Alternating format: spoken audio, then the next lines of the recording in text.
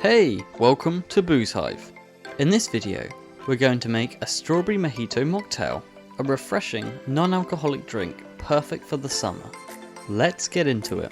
First, add 2 parts lime juice to a cocktail shaker.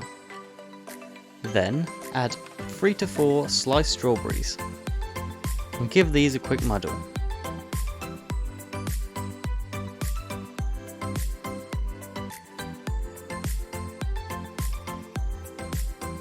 Add some mint leaves, and give the mixture a longer muddle to release the mint oils. If you don't like little bits in your drink, then strain this juice into a long glass. But if you're okay with the little bits, just pour it all in. If you do choose to strain the mixture, add a few extra mint leaves as some get left behind. Add some ice to your drink, then top it with either lemonade or Sprite. There we go, an easy non-alcoholic strawberry mojito. If you plan to make this recipe, give the video a like. Thank you for watching. We'll see you in the next drink.